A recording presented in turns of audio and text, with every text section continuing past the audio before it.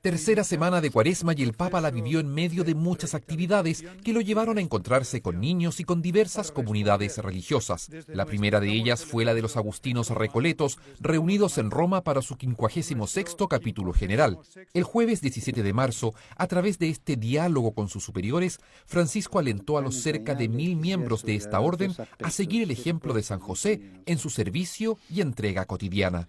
En primer lugar, me gustaría que tengamos presente que todo consagrado, todo religioso, todo sacerdote está llamado, como José, a tener un corazón de padre.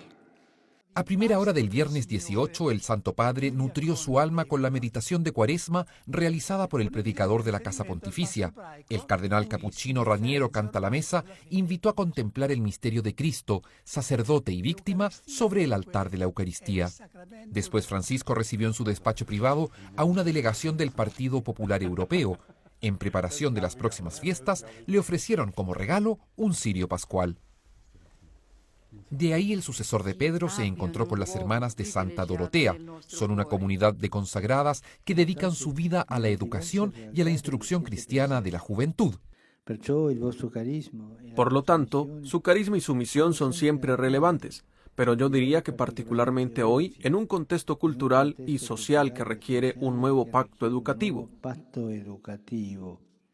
A mediodía del sábado 19 de marzo, solemnidad de San José, el Papa promulgó la esperada nueva Constitución Apostólica Predicate Evangelium.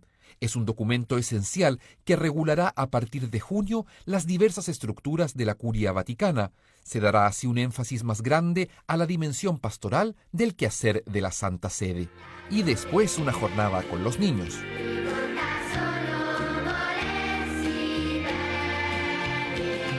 En el aula Pablo VI, el Papa recibió al pequeño coro del Antoniano. Es un célebre conjunto infantil de canto de Bolonia, nacido hace casi 60 años. Francisco compartió entusiasta con estos pequeños visitantes, a quienes les pidió siempre dialogar con sus abuelos, y junto a ellos oró por los niños que hoy sufren en Ucrania. Y del dicho al hecho, por la tarde Francisco se trasladó al Hospital Bambino Gesù de Roma para saludar, acompañar y bendecir a los menores heridos que han sido trasladados desde Ucrania como víctimas de la guerra. El pontífice pudo conocer de primera mano los rostros de esta tragedia. Por eso sus palabras tras la oración del Ángelus del día siguiente fueron así de potentes. No se detiene lamentablemente la violenta agresión contra Ucrania. Una masacre insensata en la que todos los días se repiten estragos y atrocidades. No existe justificación para esto. Suplico a todos los actores de la comunidad internacional que se esfuercen de verdad para hacer que cese esta guerra repugnante.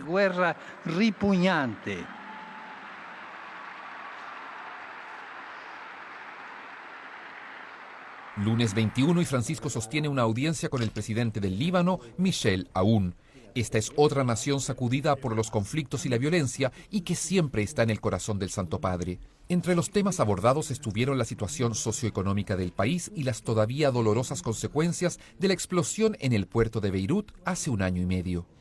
Después, un encuentro que trajo esperanza. Durante una audiencia privada, el Papa elogió a los miembros de la organización humanitaria Tubesed, que desde hace 10 años implementa proyectos para proveer de agua potable a sectores desprovistos de ella, especialmente en África. La sed no es molesta cuando hay mucha agua para beber, pero sabemos que si falta, y falta durante mucho tiempo, la sed puede llegar a ser insoportable. La vida en la tierra depende del agua. Nosotros los humanos también. Todos necesitamos la hermana agua para vivir. Y no solo agua, sino también necesitamos la sabiduría de los mayores. Así insistió el Papa Francisco en su catequesis durante la audiencia general del miércoles. El pontífice tomó la figura bíblica de Moisés, quien al final de sus días transmitió a su pueblo una memoria agradecida de su relación con Dios. Todo un ejemplo para nuestra Iglesia, que ha de valorar la fe y la experiencia de vida que recibe de los ancianos.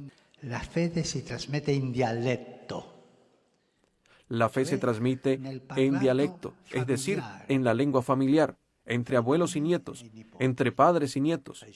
La fe se transmite siempre en dialecto, en ese dialecto familiar y vivencial de los años. Por eso es tan importante el diálogo en familia, el diálogo de los niños con sus abuelos, que son los que tienen la sabiduría de la fe. La audiencia concluyó nuevamente con un recuerdo de quienes sufren a causa de la guerra, rezando por los caídos de ambos lados. Y ahora, con profunda fe, la Iglesia junto al sucesor de Pedro se prepara para la gran oración con que el Papa consagrará este viernes a Rusia y a Ucrania al Inmaculado Corazón de María.